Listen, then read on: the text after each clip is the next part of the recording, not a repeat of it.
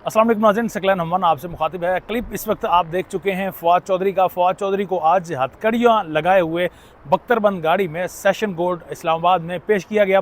उनके मुकदमात के हवाले से भी नाज़रीन डिस्कशन करेंगे और साथ में आपको शेर अफजल मरवत के मुतालिक भी बताएंगे, उनके हवाले से भी अपडेट देंगे।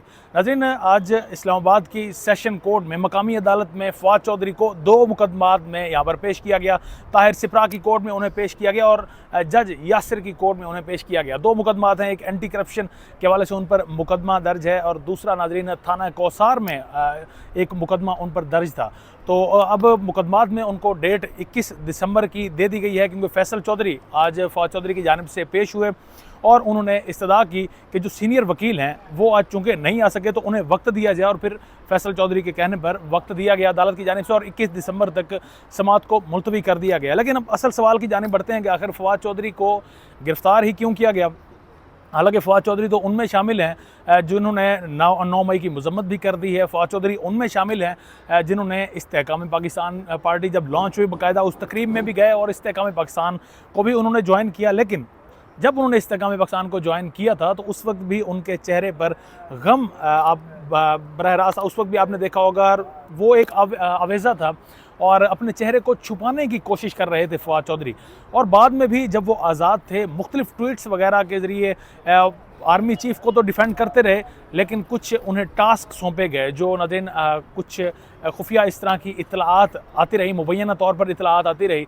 उनके मुताबिक फ़वाद चौधरी को प्रेशराइज़ किया गया, कहा गया कि आपने ट्वीट्स करने हैं और ट्वीट्स में आपने नवाज़ शरीफ को एक तो अच्छा दिखाना है, इमरान खान के ख़िलाफ़ आपने बोलना है। लेकिन फ़वाद चौधरी ने इन सब कामों से माज़रत कर ली। उन्होंने ना तो कोई ट्वीट्स किए, इवन के नवाज़ शरीफ के अगेंस्ट वो ट्वीट हमें करते हुए ज़रूर नज़र आए।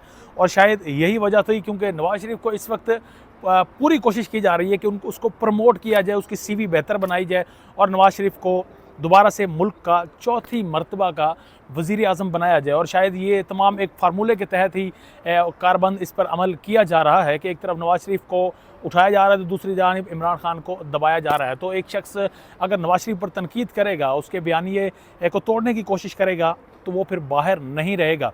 यही मैसेज दिया गया। फ़वाद चौधरी को दोबारा से हिरासत में लिया गया और हिरासत में लेने के बाद अब उन्हें मुख्तलिफ़ शहरों के चक्कर लगवाए जा रहे हैं। पहले उन्हें मकामी अदालत इस्लामाबाद में पेश किया गया, बाद में राहदारी रिमांड मंजूर किया गया, उन्हें पंजाब में लेकर जाया गया और फिर उसके बाद अडयाला में उन्हें रखा गया। अब आज अडयाला से दोबारा उन्हें सेशन कोर्ट में यहाँ पर पेश किया गया।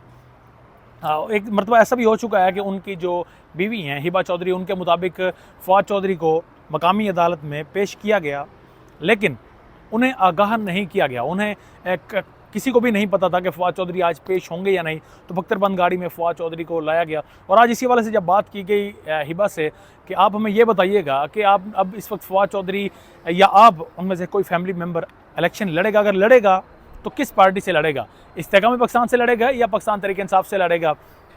तो हिबा फ़वाद ने कहा कि जिस तरह के हालात लग रहे हैं तो लग नहीं रहा कि अब हमें इलेक्शन भी लड़ने दिया जाएगा, हमें रोकने की कोशिश की जाएगी, रोका जाएगा और हमें नहीं लगता कि हमें इलेक्शन की कैंपेन भी करने दी जाए।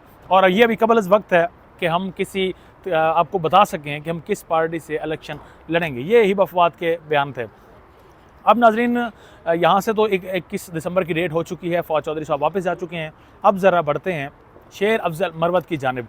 शेर अफजल मरवत जिन्हें कल लाहौर हाई कोर्ट के बाहर कल एक कन्वेंशन में गए थे, वहाँ से गिरफ़्तार किया गया। शेर अफजल मरवत को गिरफ़्तारी के बाद 3 MPO उन पर लगाया गया और 3 MPO यानी आपने अमन आमा में जो नुक्स पैदा करने के हवाले से ये शिक है, इस हवाले से उन्हें गिरफ़्तार किया गया और बाद में उन्हें जेल में रखा गया।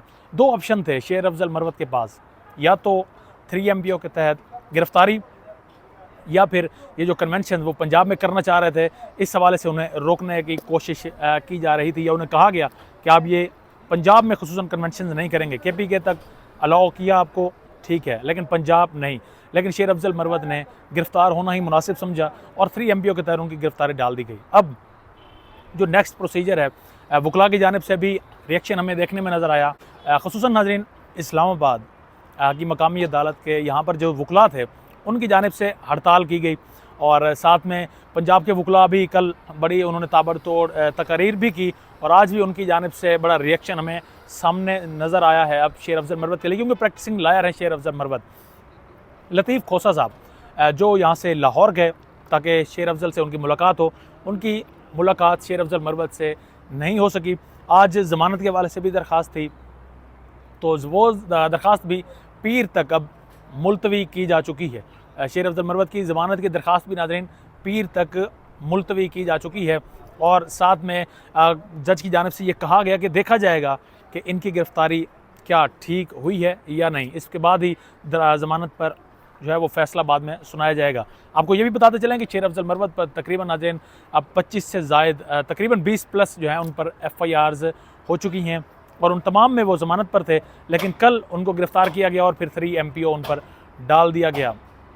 अच्छा, ये वही 3 MPO है। इसका हवाला थोड़ा सा मज़ीद आपको बताते चलें कि जिसका फ़ैसला इस्लामाबाद हाई कोर्ट में अभी तक इसी डिसीजन की वजह से जो DC हैं वो ना सिर्फ उन पर फ़र्द जुर्म आयद हो चुकी, बल्कि वो इस हवाले से अदालतों का भी चक्कर लगाते हुए हमें नज़र आते हैं, क्योंकि उन्होंने गिरफ़्तार किया था शानदाना गुलजार को और शहरियार अफरीदी को, और यही 3 MPO उन पर लगाया गया था।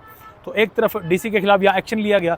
अब देखना यह है कि लाहौर में, पंजाब में इस हवाले से क्या एक्शन लिया जाता है, क्योंकि कल काले कोट को गिरबान से जिस तरह से पकड़ा गया, घसीटना भी आप उसे कह सकते हैं, जो तज़हीक उनके साथ की गई, तो उस पर वकला की जानिब से हमें भरपूर रद्द अमल की तवक्को की जा रही थी, क्योंकि यूनिटी समझी जाती है वकला में। आज कुछ मुजाहरा आज उसका देखा गया, लेकिन अब मज़ीद देखते हैं कि अब इस पर वकला और ख़ुसूसन पंजाब की जो अदालतें हैं वो इस पर क्या डिसीजन करती हैं, क्या कोई पूछ गुछ की जाती है उन पुलिस एहलकारान से। इस हवाले से नाज़रीन मज़ीद जो भी अपडेट होगी वो भी आप तक पहुँचाएँगे। तब तक के लिए इतना ही। अपने मेज़बान सकलैन हमवाना को इजाज़त दें। अल्लाह निगहबान।